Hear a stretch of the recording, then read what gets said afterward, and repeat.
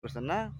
আমি যে জিনিসটা দেখে মোটরসাইকেল দাঁড় করে আপনার কাছে আসলাম, আমি দেখতে পাচ্ছি যে মুরগির যে বিষ্ঠাটা, দেখি একটু বসেন। এই যে এটা হচ্ছে ব্রয়লার মুরগির বিষ্ঠা। এটা ব্যবহার করলে কি কোনো ক্ষতি হয় না?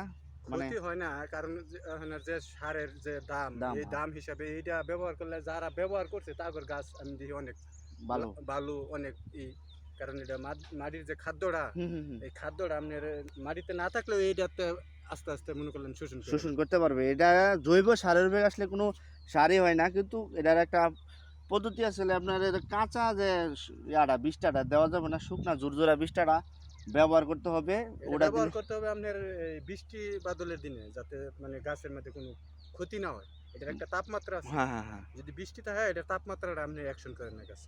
মানে এটা দিলাম যদি রৌদ্রে পড়ে, আমি তো জানি যে এই ১ম বললাম যে এটা দিলে ক্ষতি হয় নাকি। কারণ হচ্ছে এগুলা কিন্তু গ্যাস হয়ে যায়। গ্যাস হলে গ্যাস আপনার রৌদ্রে দিলে গ্যাস হবে। রৌদ্রে দিলে গ্যাস হবে। এখন যেহেতু বৃষ্টির দিন হ্যাঁ, বা কিছুক্ষণ আগে কিন্তু বৃষ্টি পড়ছে। হ্যাঁ, এই হিসাবে দিলে এখন দিলে মাটির সাথে, সাথে কিন্তু মিশে যাবে। হ্যাঁ। তেমনভাবে গ্যাস হওয়ার সম্ভাবনা থাকবে না। এটা দিলে খরচও কম, যেহেতু আপনাদের নিজস্ব পোল্ট্রি আছে ওখান থেকে আনছেন।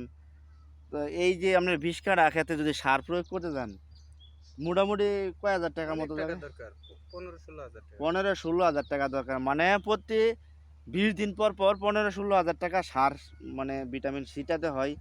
তো মোটামুটি ২০-২৫ দিনে একটা ডোজ কিন্তু হয়ে গেল। ১৫-২০ হাজার টাকা সেভ হয়ে গেল। হুম। এর কৃষিকাজের সিস্টেমের পরিকল্পনা বা পরিচর্যা এরকমভাবে করতে হবে যাতে খরচও কম হয়, গাছও সুস্থ থাকে, সব দিক দিয়ে লাভবান হওয়া যায়।